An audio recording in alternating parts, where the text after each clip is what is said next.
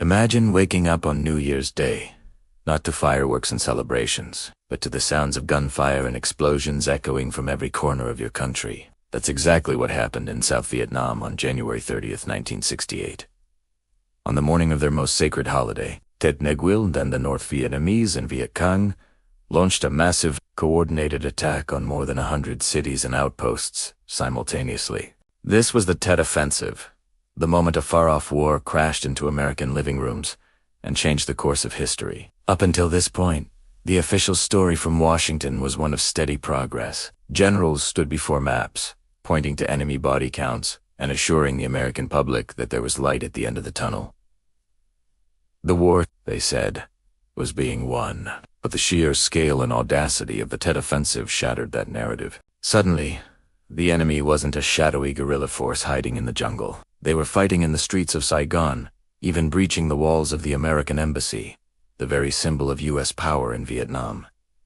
Let's set the stage. By late 1967, America had over 500,000 troops in Vietnam. The strategy, led by General William Westmoreland, was one of attrition. The idea was to inflict such heavy casualties on the North Vietnamese and Viet Cong that they would simply lose the will to fight. And by the numbers, it seemed to be working. The kill ratios heavily favored the U.S. and its South Vietnamese allies. But this focus on numbers missed a crucial element: the enemy's resolve. The North Vietnamese leadership, particularly General Vo Nguyen Giap, understood something profound. They knew they couldn't defeat the United States in a head-to-head military contest. But they didn't have to. They just needed to defeat the American public's asterisk. Well, asterisk, to continue the war. So, they planned something unthinkable: a general offensive, general uprising.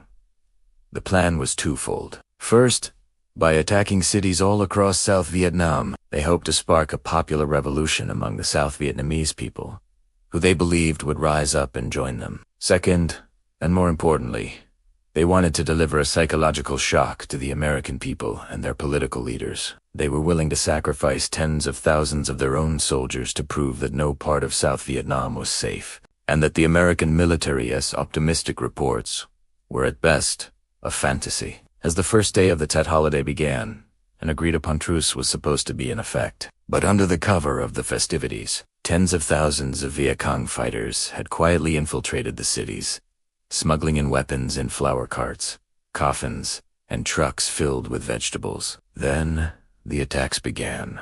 From the demilitarized zone in the north to the Mekong Delta in the south, the coordinated assaults caught the U.S. and South Vietnamese forces by surprise. In Saigon, a small team of Viet Cong commandos blasted their way into the U.S. Embassy compound, leading to a fierce, 6-hour firefight that was broadcast live around the world. Militarily, the Tet Offensive was a disaster for the attackers. They hoped for a popular uprising never happened. The South Vietnamese people did not flock to their cause, and the Viet Cong were decimated. They suffered catastrophic losses, with estimates ranging from 40,000 to 50,000 killed. In a purely tactical sense, it was a major battlefield victory for the United States and South Vietnam. They quickly repelled the attacks and inflicted irreplaceable losses on the enemy. In places like the ancient imperial city of Hue, the fighting was brutal and lasted for weeks.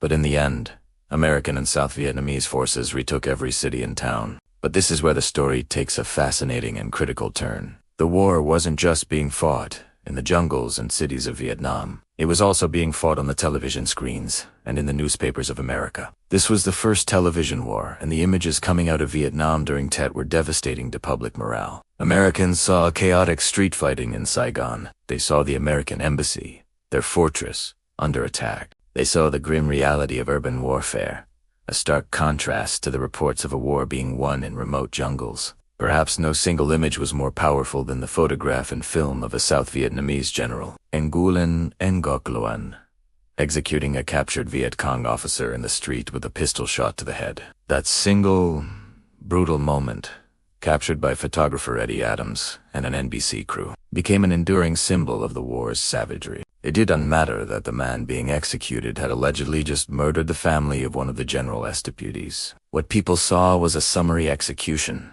and it raised profound questions about who the good guys really were. The media coverage reflected and amplified this growing sense of disillusionment. The most trusted man in America at the time was CBS News anchor Walter Cronkite. After visiting Vietnam in the wake of the offensive, he went on air and delivered a stunning editorial. He concluded that the war had become a bloody stalemate and that the only rational way out was to negotiate. When President Lyndon B. Johnson heard Cronkite's report, he reportedly turned to his aides and said, "If I've lost Cronkite, I've lost Middle America."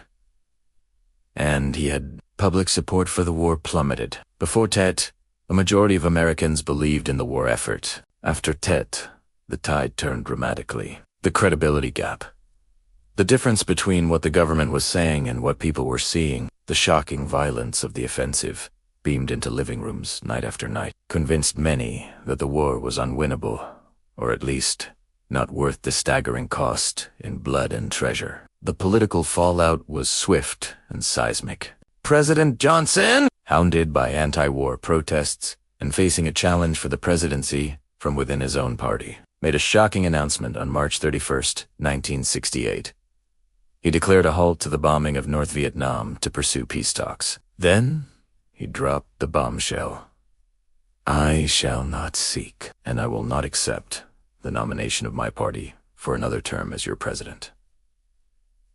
The architect of America's massive military escalation in Vietnam had been broken by the political fallout from the Tet Offensive. In the end, the Tet Offensive is a classic example of winning the battle but losing the war. The North Vietnamese and Viet Cong suffered a crushing military defeat, losing more men in a few weeks than the U.S. had in several years. Viet Cong, as an effective fighting force, was practically wiped out and would be largely replaced by regular North Vietnamese army soldiers for the remainder of the war. But they achieved their strategic, psychological objective with stunning success. They proved that General Westmoreland's strategy of attrition had failed. They exposed the optimism of American leaders as a delusion, and they turned American public opinion decisively against the war.